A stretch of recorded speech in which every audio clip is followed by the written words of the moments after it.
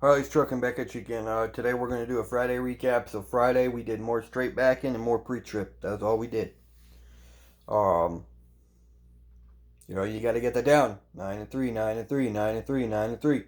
You're going too far in 3. Switch that baby back to 9. Let her straighten herself out. 9 and 3, 9 and 3, 9 and 3, 9 and 3. It's a thing you got to get through.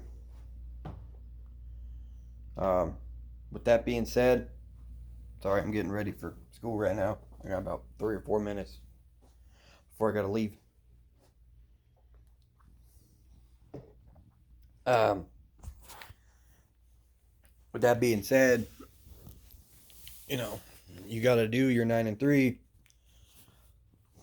You got to back up 3 times, pull forward 3 times. After you back up 3 times, you pull forward 3 times. Obviously, you back up, pull forward, back up, pull forward, back up, pull forward. After that, you let out your air brakes. Put on your park or your brakes. Get out of the truck. 3-point contact. He has failed people. He has failed people for not having 3-point contact.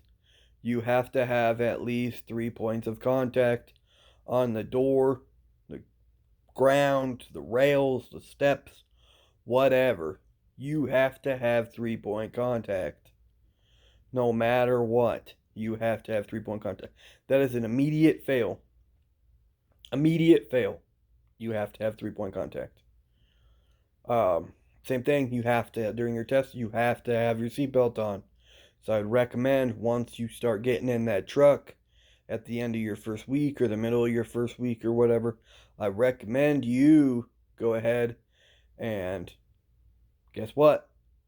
3-point contact in the truck, put your seatbelt on, take your seatbelt off. Guess what? You already know 3-point contact on the way out because you will automatically fail for both of those. Straight backing, 9 and 3. After you do it, maybe I'd say 10, 12 times, whatever. It gets a lot easier, right? As long as you keep the truck somewhat decently straight, you'll be fine. You'll be fine. So yeah, it's not bad. It's pretty easy. I mean, it's kind of boring at this point because we've only been allowed to do one truck today. He said we're going to be doing more backing, but he said we're going to do it in multiple trucks. So hopefully we can hop in different trucks and do more backing that way because you get a feel for different trucks because the truck that I'm in right now, it has a lot of slack in the steering wheel. It probably has, probably like 8 inches of play in the steering column. You can bring it all the way over here to 3 and it'll finally catch it like 3, and then you can whip it all the way back to like 9 and it'll catch it. So you have to go a little farther in our truck, but that's okay. It's not that big of a deal, to be completely honest with you. It's all about backing the truck up. That's all that matters. Is seeing where you're at in your mirrors, or your mirror, your left mirror, your driver's side mirror, seeing where you're at in that mirror, and putting her back in that dock. That's what really matters here, and that's what he's trying to drill into our brains is, you know, um, pop it right in that dock. You're good to go. Uh, One thing I will stress enough, other than backing and doing that, your permit. I noticed a lot of CRST guys here don't have their permits yet. They're not taking their permits till sometime next week. You have 3 weeks.